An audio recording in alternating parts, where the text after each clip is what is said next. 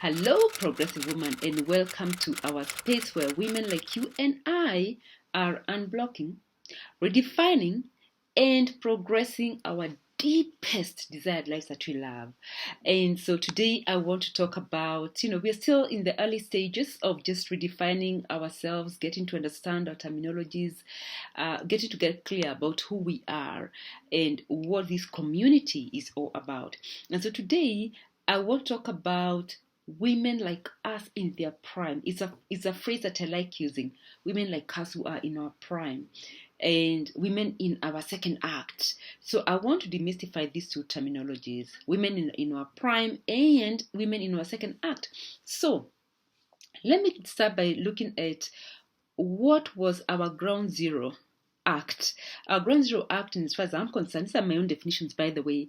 They are my own understanding, interpretations of the different stages of our lives. So this is, I'm very open to also hear what yours are. So for me, the ground zero is when we're in school, between the ages of as early as you can remember going to school 3 to about the age of 24 or 23, when you were those early years of being prepared by going to school, then going to college, those years of preparation we were studying. I call them our ground zero. Then there was our Act 1 season. The Act 1 is a season between the age of 24 to the age of 40. This is when you got your first job. This is when you were earning your stripes. You wanted to know, who am I? What is my career?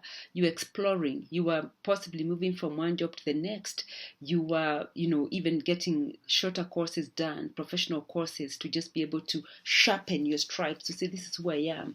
You were trying to get your seat at the table and convince those at the table that your stripes were similar to theirs. Like you and I have got the same stripes, so I belong to this table.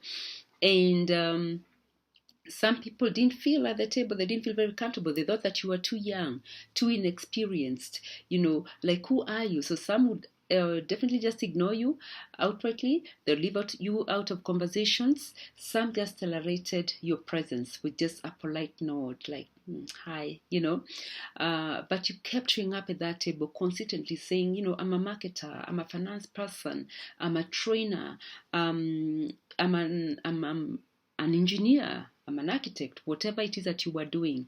Or I'm a businesswoman. Yes, I am a businesswoman. Yes, I am. So you kept showing up, and eventually you started getting invited to the table. They started taking you seriously over time, and they said, okay, wow, there's something here. And so they'll invite you. And finally you accepted, and you became a colleague, a friend. You are one of us kind of space. Then the second act is the one I call 40 plus. It's our space. It is what this community is about. Is the age between 40 plus to 50 plus. Okay, women in there all the way to about the age of 60. This is where you still have your stripes, but your stripes are fading. This means that you are able to show up in more than one space. You realize I don't have to just be an accountant only. I don't just have to do just one type of business. You recognize in your second act that you are a multi-passionate woman. There's so many things that move your heart and stir your soul. There is a lot that you can do. You've developed some skills and competencies that allow you to be very effective in the wilderness, in the jungle. And so you no longer have those very defined stripes that define you as just one thing. You can do a lot of things that you put your mind into, because some of the basic skills are exactly the same. So in this second act, you have already earned your seat at the table, but then you're questioning. Those around you are not questioning your presence at the table, because they're like, oh, hi, we recognize you, we know what you do. But what is happening is that you yourself are questioning your own presence at the table. You're asking yourself, am I at the right table? Do I want to remain at this table?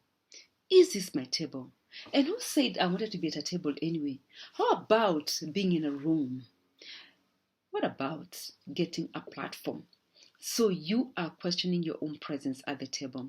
In the second act, there is a conflict between what we have achieved and our authenticity. we have been very successful. We have achieved a lot. We have gotten a lot done. A lot of notches above our belt, or a lot of buttons on our shirt and feathers on our cap.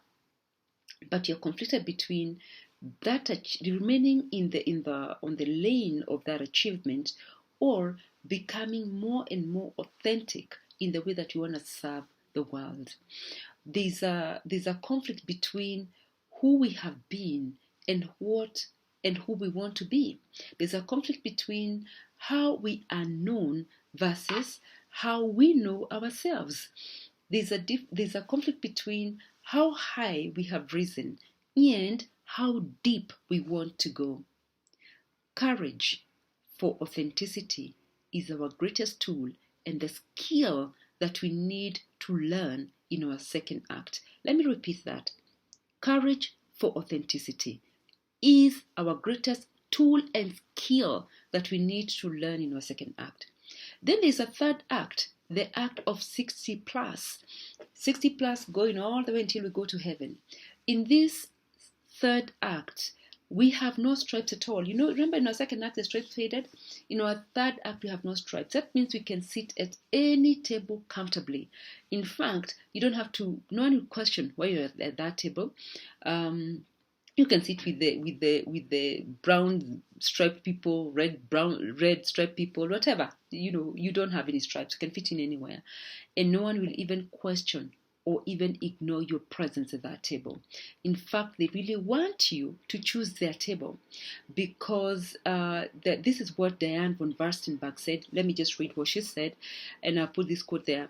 Because I am on my last and third act, I want to devote myself to things that have been important to me.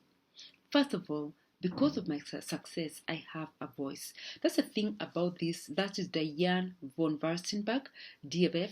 And the thing about this third act is that you can choose which table you want to sit, and don't have to be defined and pigeonholed into one space. So remember, in the second act, you were fighting to get yourself out of the box, out of that table, and you're saying, you know what, I'm multi-passionate. There's a lot of ways in which I want to apply myself in life. So the third act, you have no apologies to make. You can sit with anyone that you want to sit with, and you want to devote yourself to the things that are important to you. And because of your success, you have a voice. In the third act, society allows you to be yourself. They don't question your language. You've seen people in the third act, women who are 60 plus or men who are 60 plus. People just talk there, they want, no one questions. We just laugh about it. Your fashion sense is no longer being put under scrutiny. And people are actually amazed that you're still very smart and intelligent and wise. They say stuff like, wow, she's so smart and you can't even tell that she's in her 70s. That will be us. That's the women that we're becoming. What they don't understand is you are always this smart. You are always this intelligent. You are always this wise. But in your first act, the stripes wouldn't let you be heard. In your second act, the fading stripes brought confusion and doubt, because, then you go to your third act, and the third act, you are free to. You are just free to just be yourself. Without stripes, you can be free to be seen and to be heard without any filters. So the progressive question that I have for you is, which act are you at, and which is your current perplexity about that act? Which act are you at, and what, actually the word is what is your current perplexity, doubt, confusion about that act? Please share with us. And if you do know about us, you know that our deepest conversation happened over at laimanibidali.com. So head on over there and leave us a comment about your act, which act you're in.